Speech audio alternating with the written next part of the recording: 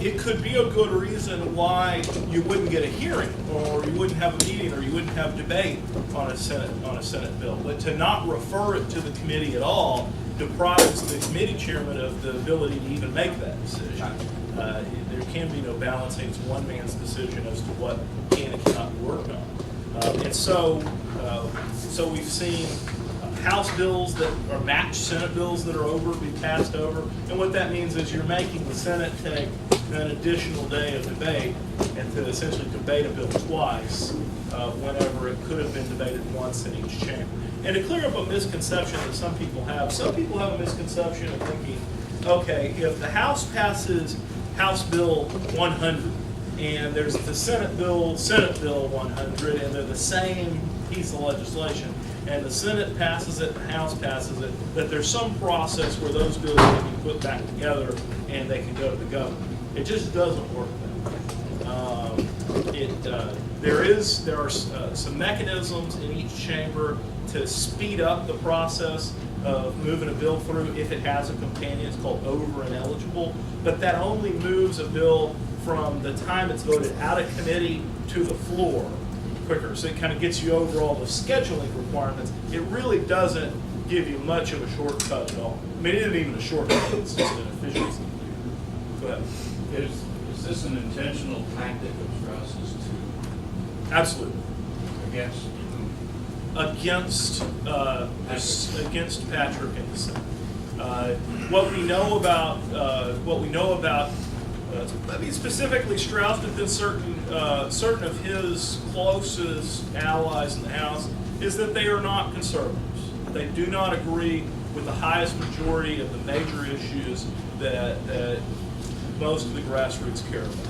And so, to the extent they have to pass those things in order to have a platform to run on, sometimes they get pushed into doing that.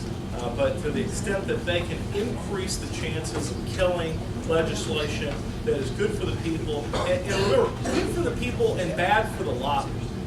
What you have to understand is there are entrenched interests behind almost every reform that we're looking for. There's somebody out there whose livelihood is based on that, excess of government continuing, and they have lobbyists who they pay hundreds upon hundreds of thousands of dollars, and that's what you as people are competing with here in this town. And quite frankly, you do not control your government right now.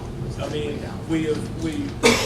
you could make a case that with some decent people over in the Senate, you might finally today, for the first time in a long time, have some semblance of control over what goes on in the Senate.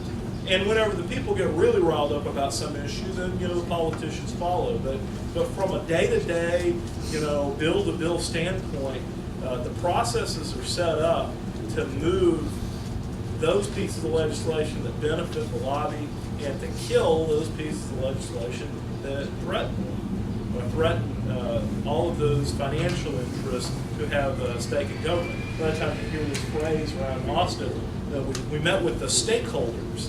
And it's this, I hate the word, because it's this delusion to believe that as a politician you can identify everyone affected by a bill, bring their lobbyists to a table, and everyone agree to what goes on. And a lot of times they will come to an agreement where all 5 people or all 10 people at the table agree on something. But by the time they get done, they have managed to take a penny out of everybody's pocket to pay for what they all agree on. Does Strauss have any quid pro quo bills that he's going to get Patrick to acknowledge and move? Or? That's the problem right now. Is not really. No. So it's just doesn't believe in a whole lot. Would like to get gambling for his racetracks, and that's is there not. a bill for that? No, that isn't. There's.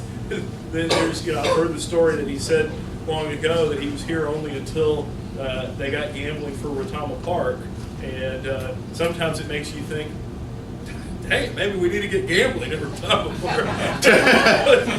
But I don't. That's not the way to win for the future of the state.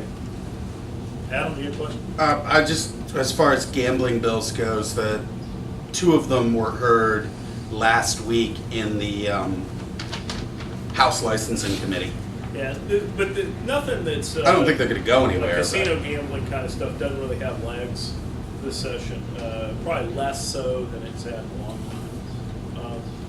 Anyway, so that's where we're at in the process right now. Is you're seeing obstruction in the House in some fairly deliberate ways, probably the most deliberate ways that it's been done in a very, very long time, and we'll see what happens. It will be a very, very interesting window, as I talked about. At May 13th, you're going to hit that date where the House bills are done and they can only work on Senate bills. And what Senate bills they move and in what order and with what efficiency, that will be very interesting. Oh, I was going to mention on the pro-life amendment. So this was an interesting development. I guess that was Friday. Was that Friday? Do you want to talk about it? Or I would. Okay. I was going to talk about the Rule 12. All right. I will stop. I will let the lovely Ms. Kevido come up here and talk about pro-life stuff.